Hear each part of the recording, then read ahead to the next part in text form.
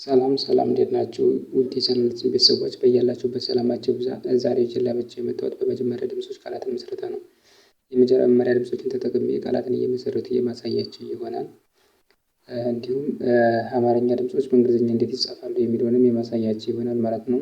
አማርኛ ቃላት ጽፌያለሁ፣ በዚያውም በእንግሊዝኛ ቃላትን ደግሞ አማርኛ ድምጾች እንዴት እንደሚጻፉ የማሳያችሁ ይሆናል። ትርጉሙ ሳይሆን አማርኛ አጻጻፉ ነው። ለምሳሌ ሰበረ የሚለውን በእንግሊዝኛ እንዴት ብለን እንጽፈዋለን የሚለውን አጻጻፉን እና አነባቡን ነው እንጂ የሚያመለክተው ይሄ ትርጉሙ ቀጥተኛ ትርጉሙ አይደለም። እሺ ስለዚህ መገንዘብ የሚጠበቅባችሁ ቀጥተኛ ትርጉሙ እንዳልሆነ መገንዘብ ይጠበቅባችኋል ማለት ነው። ከዚያ ለምሳሌ ሰበረ የሚለውን ስንጽፍ ሰበረ ልክ አማርኛ በእንግሊዝኛ አጻጻፉ አማርኛ ድምጽ ነው ያለው። ተመሳሳይ ነው። ይሄና ይሄ ተመሳሳይ ነው፣ ልዩነት የለውም እንጂ ትርጉሙ አይደለም። በእንግሊዝኛ ፊደላትን ተጠቅመን አማርኛ እንዴት እንጽፋለን የሚለውን ነው የሚያሳያቸው። አሁን ቀጥታ ወደ ቪዲዮ እንሂድ።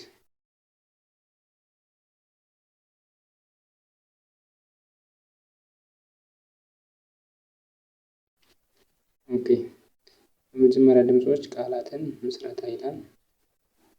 እሺ የምን ይላል?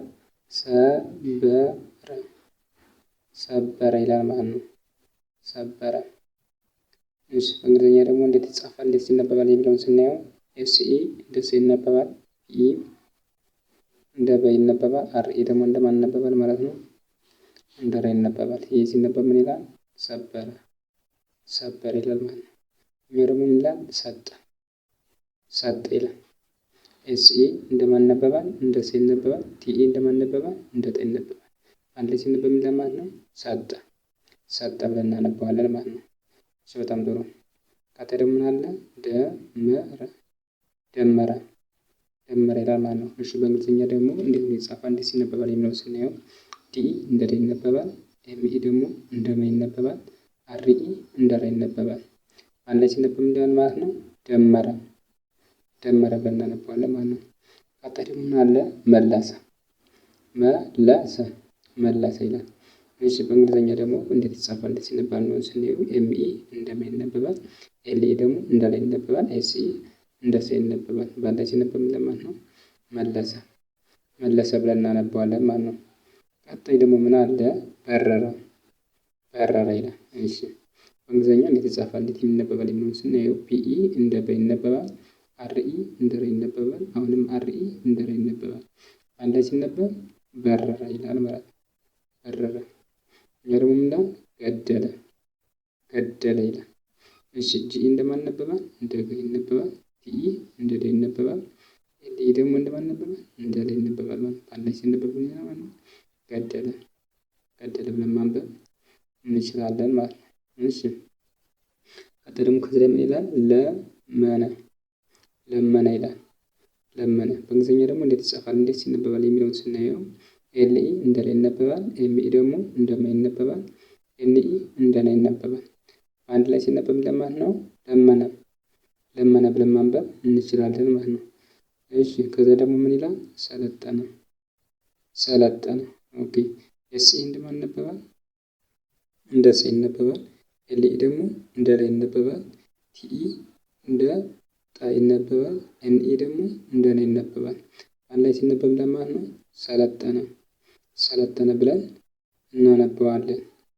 ኦኬ ቀጣይ ደግሞ ምን አለ? አበረ ይላል እዚህ ላይ አበረ። ኦኬ ኤ እንደማን ትነበባለች? እንደ አ። ፒኢ እንደማን ይነበባል? እንደ በ። አርኢ ደግሞ እንደማን ይነበባል? እንደ ረ ይነበባል ማለት ነው። በጋራ ሲነበብ እንደማን ነው? አበረ አበረ ብለን እናነባዋለን ማለት ነው። ከዛ ደግሞ ምን ቃል እናገኛለን? መነነ መነነ የሚል ቃል እናገኛለን ማለት ነው። እሺ እንግሊዝኛው እንዴት ይጻፋል እንዴት ይነበባል የሚለውን ስናየው ኤምኢ እንደ መ ይነበባል፣ ኤንኢ ደግሞ እንደ ነ ይነበባል፣ አሁንም ኤንኢ እንደ ነ ይነበባል። አንድ ላይ ሲነበብ እንደማለት ነው? መነነ መነነ ብለን ማንበብ እንችላለን ማለት ነው። እሺ ቀጣይ ደግሞ ምን አለ? ዘከረ ዘከረ ይላል። ኦኬ ዜድኢ እንደ ዘ ይነበባል፣ ኬኢ እንደ ከ ይነበባል፣ አርኢ ደግሞ እንደ ረ ይነበባል ማለት ነው። አንድ ላይ ሲነበብ ለማን ነው? ዘከረ ዘከረ ብለን ማንበብ እንችላለን ማለት ነው። እኛ ደግሞ ምን ይላል? ጠረበ ጠረበ ይላል። ቲኢ እንደማን ይነበባል? እንደ ጠ ይነበባል፣ አርኢ እንደማን ይነበባል? እንደ ረ ይነበባል፣ ፒኢ ደግሞ እንደ በ ይነበባል። በጋራ በአንድ ላይ ሲነበብ እንደማለት ነው ጠረበ። ጠረበ ብለን ማንበብ እንችላለን ማለት ነው።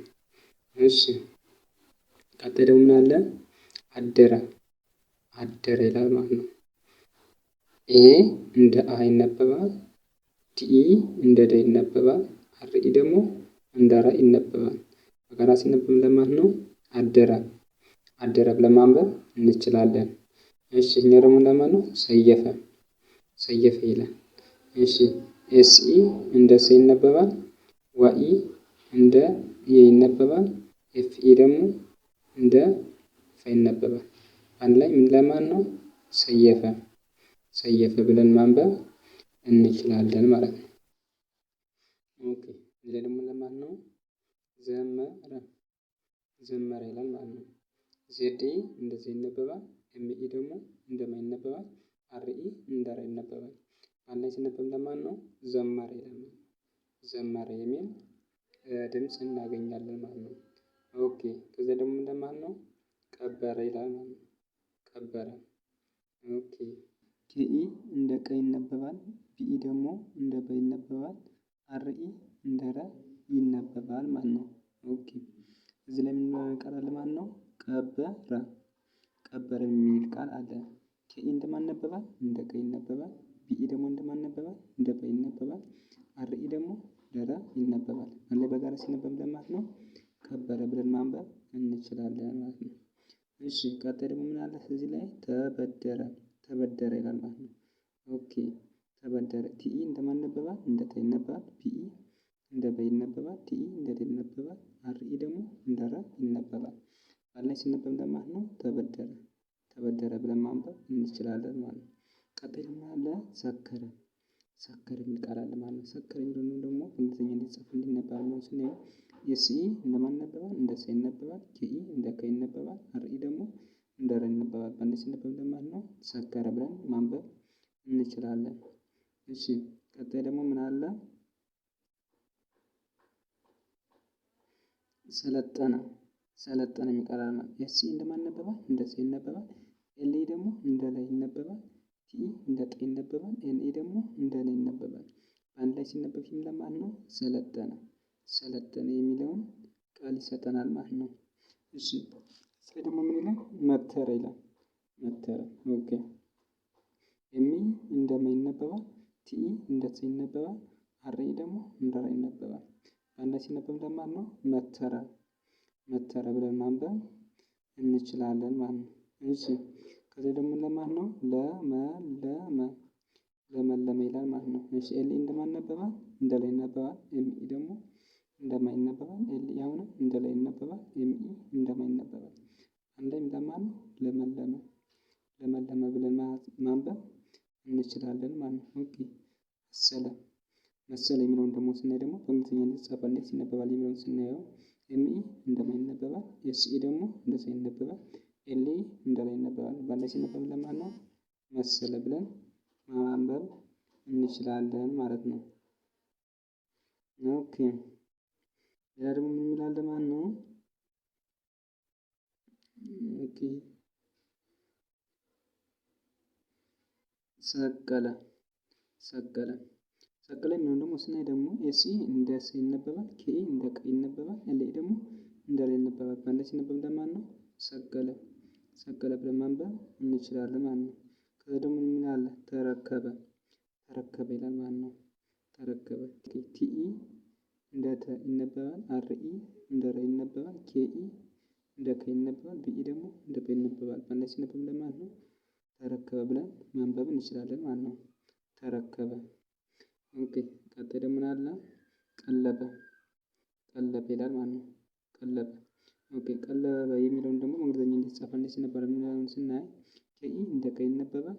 ኤልኢ እንደ ለ ይነበባል። ቢኢ ደግሞ እንደ በ ይነበባል። በአንድ ላይ ሲነበብ ለማለት ነው ቀለበ ይላል ማለት ነው።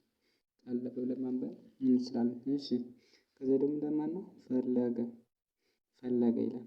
ኦኬ ኤፍኢ እንደማን ይነበባል? እንደ ፈ ይነበባል። ኤልኢ እንደ ለ ይነበባል። ቲኢ እንደ ገ ይነበባል ማለት ነው። አንድ ላይ ሲነበብ ለማለት ነው ፈለገ። ፈለገ ብለን ማንበብ እንችላለን ማለት ነው። እሺ በጣም ጥሩ። እዚያ ደግሞ እንደማን ነው? መተረ መተረ ይላል። ኦኬ ኤምኢ እንደማን ይነበባል? እንደ መ ይነበባል ማለት ቲኢ እንደ ተ ይነበባል። አርኢ እንደ ረ ይነበባል። አንድ ላይ እንደማን ነው? መተረ መተረ ብለን ማንበብ እንችላለን ማለት ነው። እሺ ቀጣይ ደግሞ ምን አለ? ቀጠለ ቀጠለ ይላል። እሺ ቀጠለ ኬኢ እንደ ቀ ይነበባል። ቲኢ እንደ ጠ ይነበባል። ኤልኢ ደግሞ እንደ ላይ ይነበባል። በእነዚህ ሲነበብ ለማን ነው? ቀጠለ ቀጠለ ብለን ማንበብ እንችላለን ማለት ነው። እሺ እዚህ ምን የሚል ቃል አለ? ደረጀ ደረጀ ይላል። እሺ ቲኢ እንደማን ይነበባል? እንደ ደ። አርኢ እንደ ረ። ጀኢ እንደ ጀ። በእነዚህ ሲነበብ ለማን ነው? ደረጀ ደረጀ ይላል ማለት ነው። እሺ እዚህ ደግሞ ምን ይላል? ከረመ ይላል ማለት ነው። ከረመ ኬኢ እንደማን ይነበባል? እንደ ከ። አርኢ እንደ ረ። ኤምኢ ደግሞ እንደ ከ ይነበባል ማለት ነው።